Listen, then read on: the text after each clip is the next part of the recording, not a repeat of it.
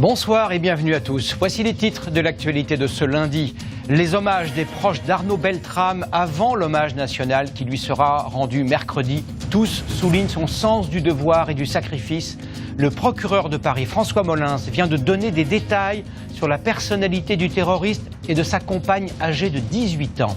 L'un et l'autre étaient fichés S. Comment ont-ils pu échapper à la surveillance de la police?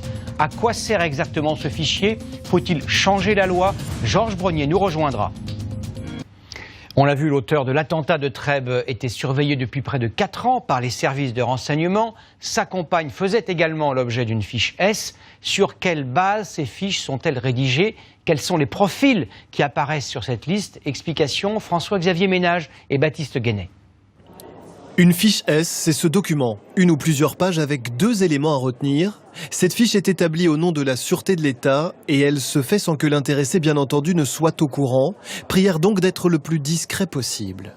Qui apparaît sur une fiche S? Toute personne ayant un comportement potentiellement à risque et chez qui on a forcément repéré une idéologie. L'idéologie, ça peut bien évidemment être des personnes radicalisées, notamment islamistes, mais ça peut être aussi des personnes qui sont dans des mouvances politiques d'extrême gauche, d'extrême droite. Vous pouvez avoir des skinheads qui sont fichés S. Au total, on compte un peu plus de 20 000 fichiers S, dont 12 000 individus radicalisés ou en voie de l'être. Parmi ces 12 000 individus, combien sont considérés comme dangereux?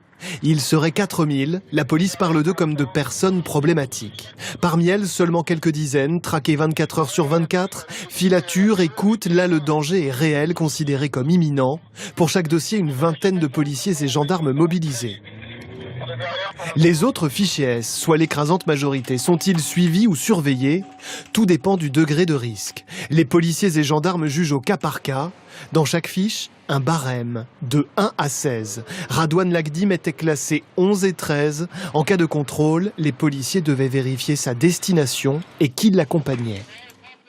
Enfin, qui a accès aux fiches S? Ces documents classés secret défense restent dans les mains des renseignements. Des élus locaux, notamment des maires de grandes villes, voudraient que ça change. Les maires ne sont pas des experts en sécurité. En revanche, nous avons une expertise d'usage de la vie quotidienne de nos habitants. Nous les connaissons et il est indispensable que nous ayons ce type d'informations. Place Beauvau, on rappelle tout simplement que c'est contraire à la loi.